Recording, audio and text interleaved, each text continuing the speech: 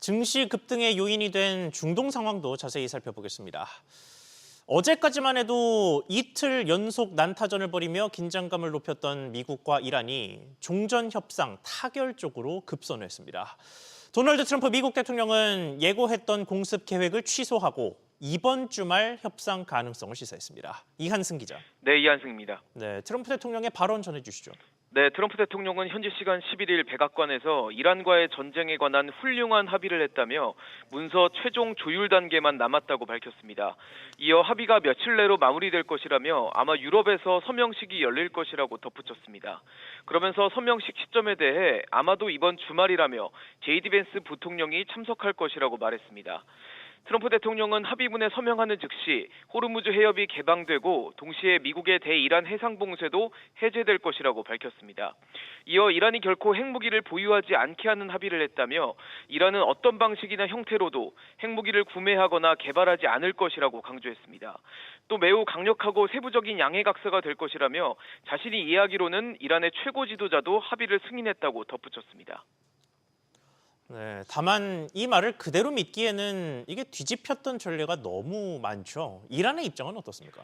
네, 이란 국영통신에 따르면 에스마일 바가이 이란 외무부 대변인은 아직 최종 결정을 내리지 않았다며 최종 결론에 도달하는 즉시 반드시 공식 발표할 것이라고 밝혔습니다.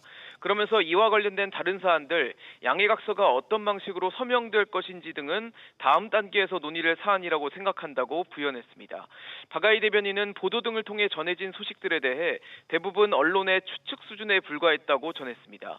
이어 미국은 이란이 압박을 받아 합의에 동의한 것처럼 몰아가고 있다면서 그러나 절대 우리의 레드라인에서 물러서지 않을 것이라고 경계심을 늦추지 않았습니다. SBS 비즈 이한승입니다. 국내에서는 금리 변수가 점차 현실화되고 있습니다. 신현송 한국은행 총재는 물가 안정을 우선하며 금리 인상 의지를 재확인했습니다. 지난달 기준금리 동결 결정 이후 벌써 세 번째 금리 인상 언급입니다. 신다미 기자. 네, 신다입니다. 네, 이번에는 어떤 이야기를 했습니까? 네, 신현송 한국은행 총재는 물가 안정에 중점을 두고 늦지 않게 금리를 인상해 나갈 필요가 있다고 밝혔습니다. 공급 충격의 파급 영향이 확대되고 수요 측 물가 압력도 커지면서 성장, 물가, 금융 안정 상황이 통화 정책 측면에서 비교적 명확하게 한 방향을 가리키고 있다는 겁니다. 특히 신 총재는 집값과 관련해 수도권 주택 시장에서 매매와 전월세 가격의 높은 오름세가 이어지고 추가 상승 기대도 다시 높아졌다고 평가했습니다. 그러면서 중장기적으로 수도권 집중 완화와 생산적 부문으로의 자금 이동을 위한 노력이 지속돼야 한다고 강조했습니다. 자, 다만 한은에서 또 고려해야 할 대표적인 문제가 환율과 부채인데요. 이에 대한 언급은 어떻습니까? 네, 신 총재는 시장에서는 경상수지의 큰 폭 흑자가 기업의 납세와 국내 투자 확대를 통해 원화 수요를 증가시키는 요인으로 작용하면서 향후 달러원 환율도 점차 안정화될 것이라고 내다봤는데요. 이어 외환시장 24시간 개장과 역외 원화 결제 시스템 구축을 통해 외국인 투자자의 원화 시장 접근성을 높이고 역외 선물한 NDF 거래 수요를 역내로 흡수하는 방향으로 유관기관과 협력해 정책을 펴겠다고 밝혔습니다. 또 최근 주가 상승과 맞물린 B2에 관해선 과도한 레버리지 투자는 가격 조정 시 개인적인 손익에 큰 영향을 줄 뿐만 아니라 시장 변동성을 확대할 수 있다는 점에 유의해야 한다고 지적했습니다. SBS 비즈 신다입니다. 자, 마지막에 한은 총재가 우려한 B2 문제 자세히 짚어보겠습니다. 투자가 대출에 미치는 영향은 이미 지난달부터도 확인됐습니다. 한국은행이 집계하는 전 금융권의 가계대출은 주택담보대출과 기타대출 두 종류로 분류됩니다. 그런데 지난달 기타대출의 증가분이 주택담보대출을 훌쩍 뛰어넘는 이례적인 현상이 나타났습니다. 상황 알아보겠습니다. 서주연 기자. 네, 소주연입니다. 네, 그러니까 주식 투자에 쓰였을 가능성이 높은 신용대출 등이 많이 늘었다는 얘기인데 액수가 어땠습니까? 네, 지난달 금융권 가계대출 증가액은 9조 3천억 원이었는데요. 이 가운데 5조 3천억 원이 마이너스 통장이나 신용대출 같은 기타 대출에서 나왔습니다. 이는 주택담보대출 증가분 4조 원을 넘어선 규모로 지난 2021년 7월 이후 가장 많은 수준입니다. 금융권에서는 증시 호황에 따른 이른바 B2 영향이 큰 것으로 보고 있습니다. 특히 마이너스 통장 등 한도 대출은 지난달 2조 6천억 원 늘면서 은행권 기타 대출 증가를 견인했습니다. 지난 2021년 코스피가 처음 3천선을 돌파했던 당시에도 기타 대출이 급증하는 현상이 나타난 바 있습니다. 네, 그간의 하는 집계를 보면 보통은 주택담보대출이 많을 때는 수십조 원씩 늘면서 대출의 전반적인 증가세를 주도했는데 양상이 반대가 되면서 관리도 골머리를 앓게 될 것 같습니다. 네, 그렇습니다. 이 주택담보대출은 자금 조달 계획서 작성, 실물 구입으로 자금 관리와 사용처 파악이 분명합니다. 하지만 마이너스 통장이나 한도 신용대출은 사용처에 대한 제약이 없어서 투자 목적 자금인지 실수요 자금인지 파악이 어렵고 특히 이미 최대 한도로 마이너스 통장을 받아놓은 경우 한도를 줄이기가 쉽지가 않습니다.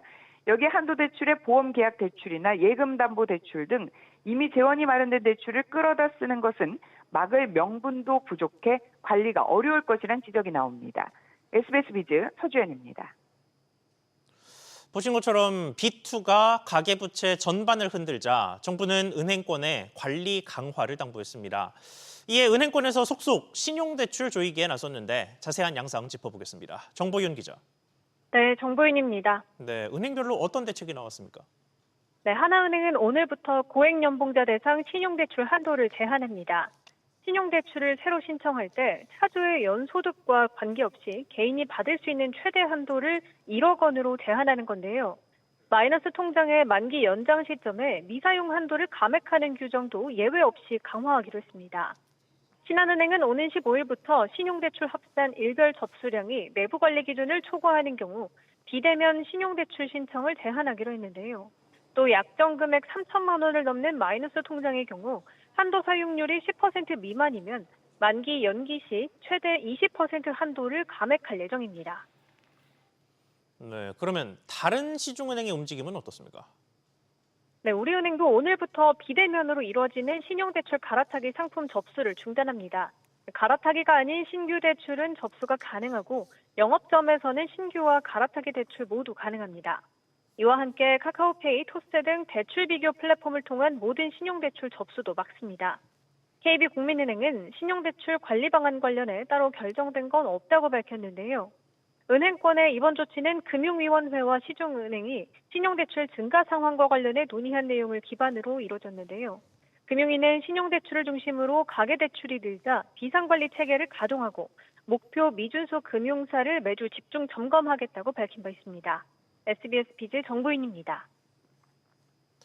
자, 지금까지 보신 일련의 상황을 종합하면 기준금리 인상 가능성은 커졌고 은행 대출에는 불이 붙었습니다. 은행들이 경쟁적으로 예금 금리를 높일 만한 환경이 됐다는 뜻으로 실제 1금융권의 예금 금리도 4%에 근접하기 시작했습니다. 예금 상황도 알아보겠습니다. 이정민 기자. 네, 이정민입니다. 네, 이번엔 어디가 예금 금리를 올렸습니까?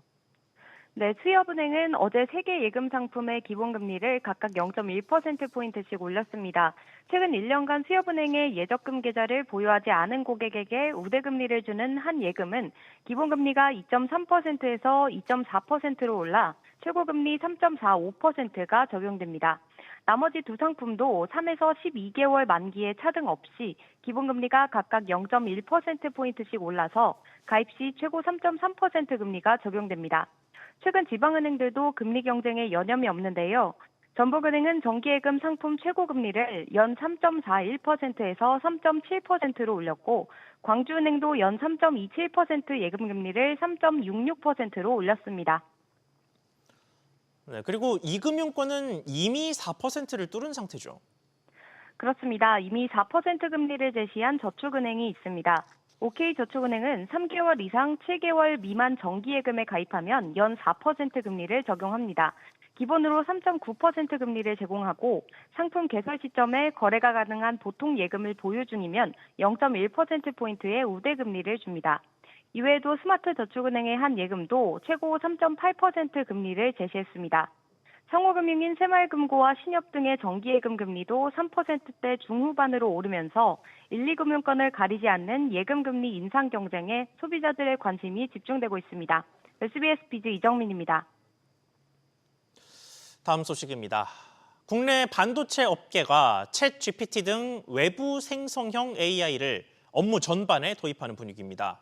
업무 혁신을 통해서 생산성과 경쟁력을 높인다는 취지인데 자세한 움직임 알아보겠습니다. 김성훈 기자.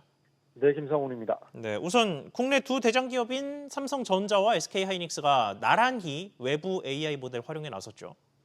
네, 그렇습니다. 업계에 따르면 광노정 SK하이닉스 사장은 어제부터 진행 중인 사내 포럼 행사에서 외부 생성형 AI 모델 도입 검토 방침을 밝혔습니다.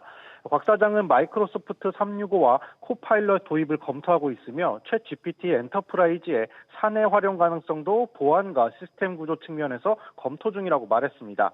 그러면서 국가 핵심 기술과 관련 없는 영역부터 외부 AI를 단계적으로 도입하고 활용 범위를 확대해 나갈 계획이라고 설명했습니다. 현재 SK하이닉스는 오픈소스를 기반으로 한 사내 AI 서비스를 활용 중인데 외부 AI 도입을 통해 연구개발과 조직 운영 등 AI 업무 활용 범위를 넓힐 것으로 보입니다.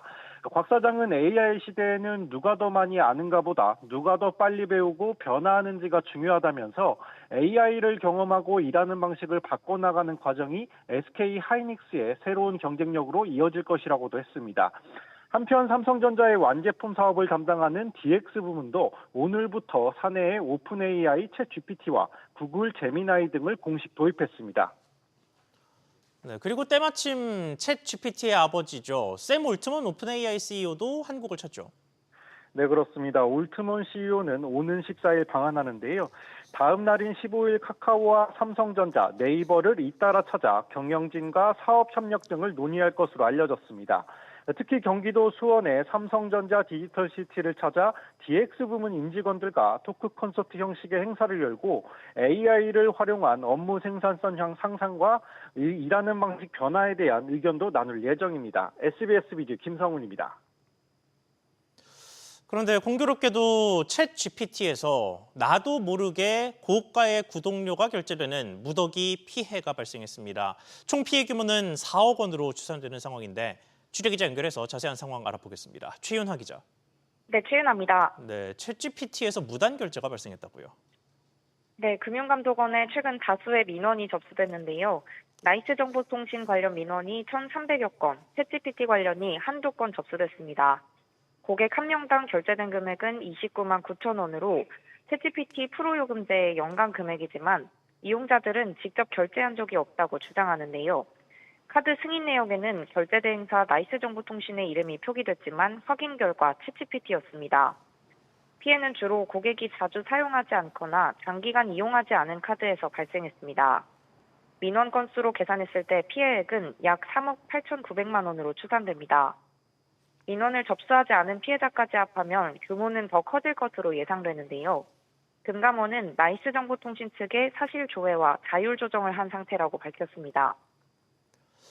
네, 피해자들 입장에서는 황당한 상황일 텐데 실질적으로 조치는 어떻게 이루어지고 있습니까?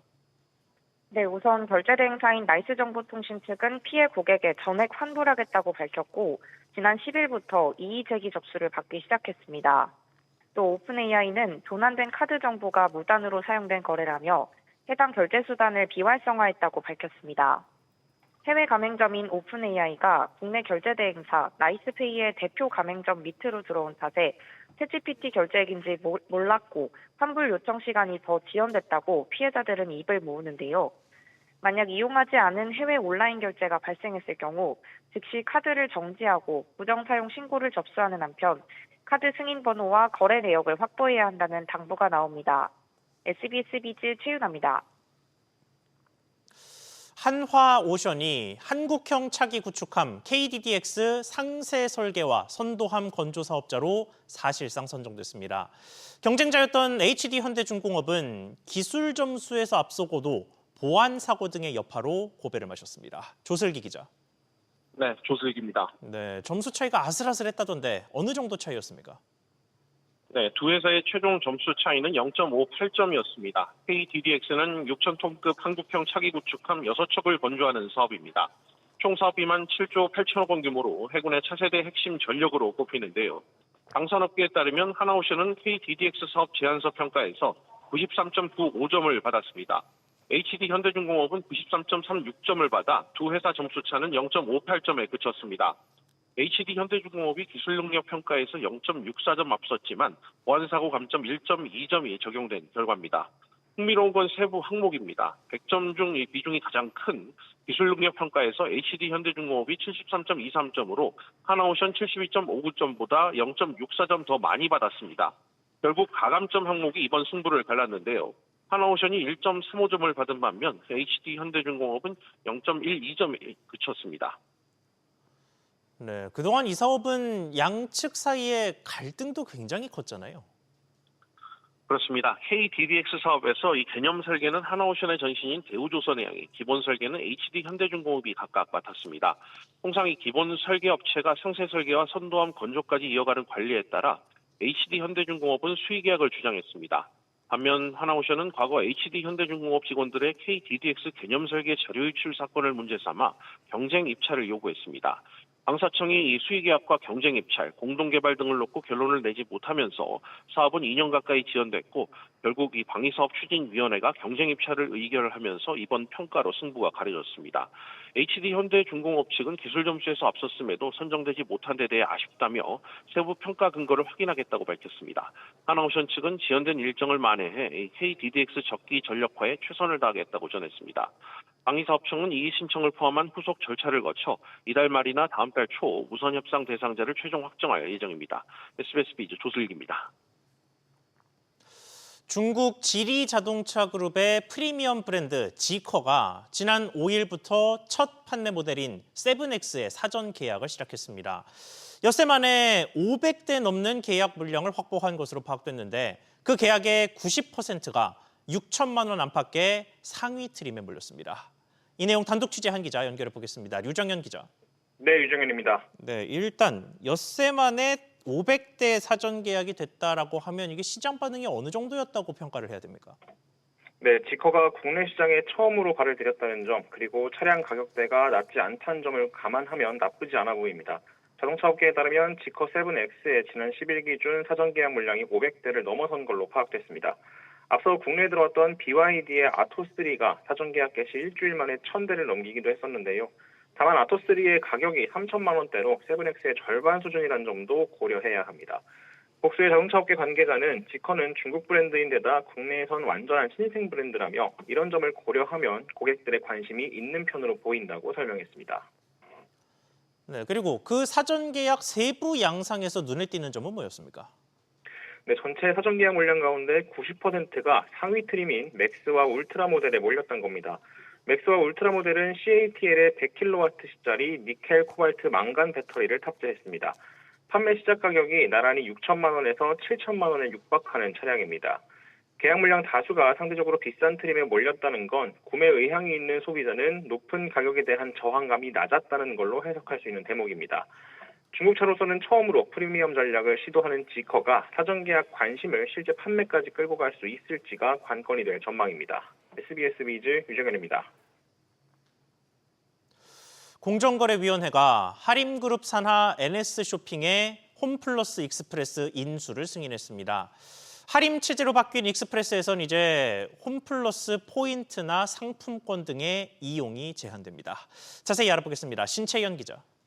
네, 신채원입니다. 네, 일단 인수에 대해서 공정위의 최종 승인이 났군요. 네, NS쇼핑이 홈플러스의 기업형 슈퍼마켓인 익스프레스를 1,206억 원에 인수하는 데 대해 공정위는 시장 경쟁 제한 가능성이 크지 않다며 기업 결합을 승인했습니다. 이에 따라 하림그룹은 닭고기 사업과 TV 홈쇼핑, 온라인몰을 넘어 오프라인 사업까지 확장하게 됐습니다. 다만 익스프레스 채무와 기존 직원들의 고용 승계 등 문제가 남아 있습니다. 네, 그리고 소비자와 관련된 정책에도 변화가 있다고요. 네, 그렇습니다. NS쇼핑은 오는 22일부터 홈플러스 상품권 사용을 전면 중단하기로 했습니다. 홈플러스 상품권은 대형마트와 익스프레스, 다양한 제휴처 등에서 쓸 수 있는데 사용처에서 익스프레스가 제외되는 겁니다. 이에 따라 소비자들은 익스프레스 매장과 온라인 주문 시에도 상품권을 사용할 수 없게 됩니다. 이와 함께 홈플러스 멤버십 포인트도 마찬가지로 22일부터 익스프레스에서는 사용과 적립이 막혀 소비자 불편과 매장에서의 혼선이 예상됩니다. NS쇼핑은 새로운 포인트 제도나 상품권 운영 등에 대해선 아직 결정된 바 없다고 설명했습니다. SBS 비즈 신채원입니다. 서울시가 GTX A 노선 삼성역 구간에서 발생한 철근 누락 사태와 관련해 시공사인 현대건설에 벌점 처분을 사전 통보한 것으로 취재 결과 확인됐습니다. 벌점이 이후 확정돼 누적되면 공공수주와 분양사업 전반에 상당한 타격이 예상됩니다. 이 내용 단독 취재한 기자 연결해 보겠습니다. 최지수 기자. 네, 최지수입니다. 네, 서울시 현재 상황 전해주시죠. 네, 관계기관과 업계에 따르면 GTX A 노선 삼성역 구간 공사의 발주처인 서울시는 최근 현대건설에 벌점 약 2.316점을 부과하겠다고 사전 통보했습니다. 공사 발주처는 시공사가 부실 공사를 했을 때 건설사에 벌점을 부과할 수 있는데요. 건설기술진흥법 시행령에 따르면 기둥이나 보 같은 주요 구조부를 설계 도면과 다르게 시공해 보수나 보강이 필요해진 경우 벌점 2점을 부과하도록 규정돼 있습니다. 앞서 현대건설은 지하 5층 GTX 승강장부 기둥 80개 중 50개에서 2줄로 엮어야 할 주철근을 한 줄로 시공했고 현재는 보강을 위해 철판을 덧대는 공법을 제안한 상황입니다. 서울시는 이달 말까지 현대건설의 이의 제기를 접수한 뒤 심의위원회를 열어 최종 벌점 수위를 확정할 계획입니다. 네, 이게 벌점은 누적돼서 문제가 되는 건데 이게 이대로 확정된다면 현대건설에 어느 정도나 타격이 있을까요? 네, 벌점은 2년 단위로 누적이 되는데요. 현재 현대건설의 누적 부실 벌점은 0점으로 파악됩니다. 이번에 2점대 벌점이 확정되면 공공공사 입찰 과정에서 참가 자격 사전 심사 감점 요인이 되고 또 벌점이 추가로 누적된다면 입찰 참가 제한으로 이어질 수 있습니다. 공공공사 수주 제한의 직접 영향권은 국내 토목 부문입니다. 공기업과 공공기관 발주가 포함될 수 있는 국내 플랜트, 에너지 부문까지 넓혀보면 현대건설의 지난해 매출 기준 영향권은 약 12.4%로 추산됩니다. 또 주택사업도 변수입니다. 4개 분기 동안 누적 벌점이 3점 이상이면 선분양이 제한되는데요. 그러니까 수분양자의 계약금과 중도금을 사업비로 활용하지 못하고 공정률 60% 이후에야 입주자를 모집하는 후분양으로는 비용을 건설사가 먼저 자체 조달해야 합니다. 다만 이번 통보는 최종 처분이 아니라 사전 절차입니다. 만일 현대건설이 소명 자료를 내고 적극 대응할 경우 심의 과정에서 벌점이 감경될 수 있다는 전망도 나옵니다. SBS 비즈 최지수입니다. 항공우주기업 스페이스X의 기업 공개에 개인 투자자 주문이 1,000억 달러, 우리 돈 약 153조 원을 넘긴 것으로 전해졌습니다. 스페이스X는 이번 IPO를 통해 750억 달러 조달을 추진하고 있지만 개인 투자자 배정 물량이 전체의 20% 수준에 그쳐 상당수 청약 수요를 소화하지 못할 것으로 전망됩니다. 사우디 국부펀드와 쿠웨이트 투자청 등 기관 투자자들도 대거 참여한 가운데 스페이스X는 공모가를 확정하고 현지 시간 12일 나스닥에 상장합니다.